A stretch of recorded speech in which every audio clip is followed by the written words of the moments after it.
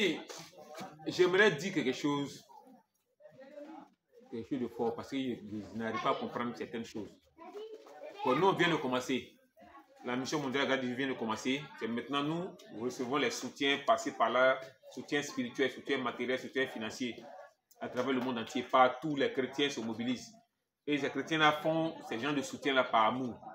C'est pas par Dieu m'a mis à cœur, Dieu m'a mis à cœur. C'est par amour que les chrétiens à travers le monde envoient un soutien financier et un soutien matériel, surtout un soutien spirituel. On en a besoin.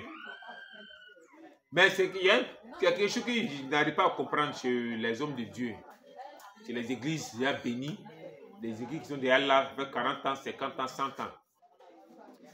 Hommes de Dieu, vous avez les moyens financiers. Voilà, les moyens, vous avez les millions, les milliards avec vous. Mais j'ai comme l'impression que vous ne vous occupez pas des gens de mauvaise vie.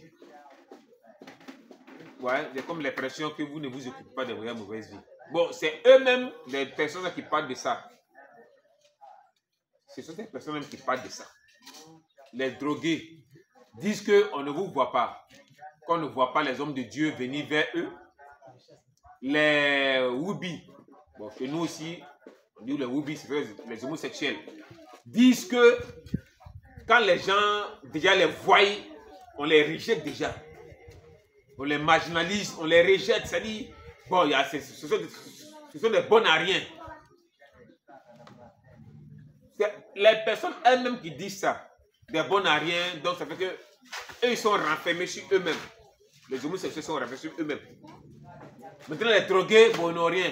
Ils n'ont pas l'argent, il n'y a pas d'offrande, il n'y a pas de dons, ils n'ont rien. Donc, personne ne va vers eux.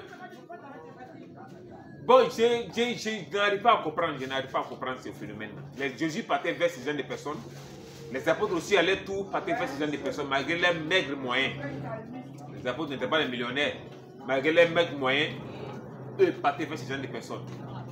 Donc, vous qui êtes pasteur, vous qui êtes dirigeant d'église, vous qui avez les moyens financiers, les moyens spirituels, les moyens matériels, c'est vous-même qui devez vous mobiliser en masse dans ces lieux-là, dans les prisons, dans les lieux dans les fumoirs, dans les lieux de prostitution, dans tous ces lieux bizarres. C'est vous-même qui devez vous mobiliser.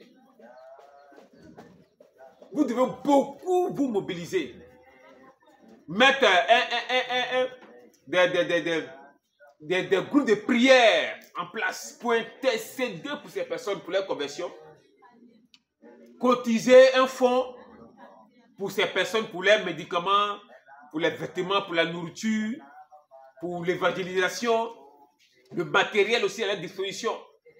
Mais apparemment, quand l'évangéliste, c'est pas comme approche ces personnes-là, c'est comme personne, les hommes de Dieu ne s'occupent pas d'eux. Les hommes de Dieu s'en foutent d'eux, puisqu'il n'y a pas d'offrande là-bas. Il n'y a pas d'offrande, ils n'ont rien pour donner, pour s'aimer. S'aimer, Dieu va vous bénir, s'aimer. Pour que Dieu te bénisse financièrement, matériellement, il faut s'aimer. Il n'y a pas de sémence là-bas. Non! Arrêtons ça, arrêtons ces genres de choses-là. Enlevons nos pieds dans ces genres de choses. Offrande, don. Arrêtons ça. Ce n'est pas toujours on accepte les dons des gens. Ceux qui ont l'argent, les moyens matériels font les dons à l'église. Nous aussi, à notre tour, on doit faire les dons ailleurs. Donnez et vous sera donné. Les hommes de Dieu doivent donner. Beaucoup de moyens financiers viennent vers l'évangéliste, c'est pas comme les moyens financiers viennent. Mais ça va ailleurs. Les vêtements viennent, les gens, les chrétiens partout, à travers le pays, achètent des vêtements, les chaussures pour lui. Mais ça va vers les drogués.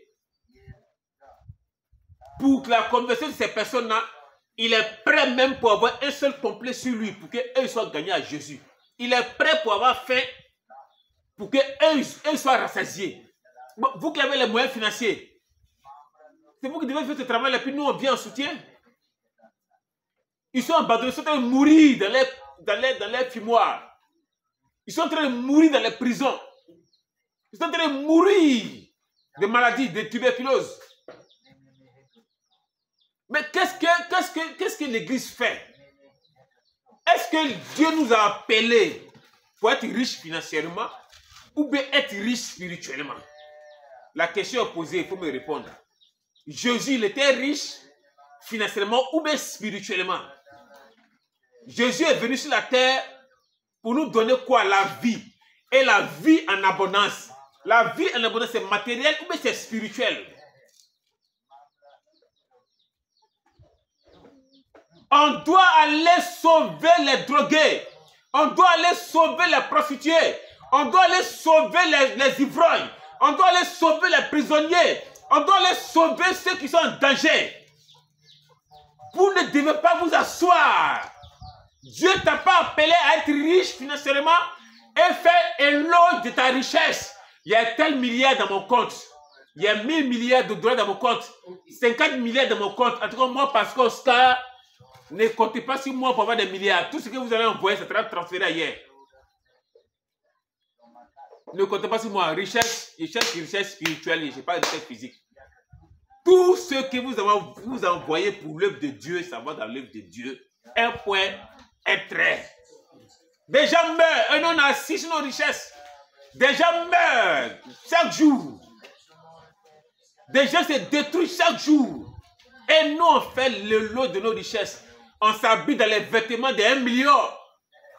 Les voitures de 1 milliard. Il ne faut pas que vous allez cotiser pour nous envoyer l'argent pour acheter une voiture. Vous n'allez pas avoir ces voitures. On va prendre ça pour aller sauver des gens. Si toi-même tu achètes une voiture pour nous envoyer, ok, il n'y a pas de problème. Tu achètes une moto pour nous envoyer, il n'y a pas de problème. Mais pour dire qu'on t'envoie l'argent pour acheter une voiture, vous n'allez pas avoir ces voitures. On va prendre l'argent pour aller sauver des personnes. Pasteur, toi tu es béni, toi tu es millionnaire, toi tu es milliardaire. Va sauver les drogués, va sauver les prostituées, va sauver les ivrognes, va sauver les prisonniers, les gens de mauvaise vie. Dieu t'a appelé à ça. La richesse, ça reste sur la terre. On ne va pas y ça au ciel. Cherchons à devenir riches au ciel en envoyant des centaines de personnes, des milliers de personnes à Jésus. Dans cela que nous serons récompensés. La couronne de vie, ce n'est pas l'argent qui est dans nos poches. La couronne de vie, c'est ceux que tu as envoyés à Jésus qui sont convertis. Il y a plus de joie dans le ciel lorsqu'un païen se donne à Jésus. On n'a pas dit il y a plus de joie au ciel lorsqu'un homme de Dieu devient milliardaire. Ça ne va jamais exister dans la parole de Dieu. Donc cherche à faire la joie du ciel en mettant tes moyens financiers et matériels pour le salut des centaines de milliers de personnes à travers le monde. Shalom, le message est passé. C'est passé. C'est rentré. Amen.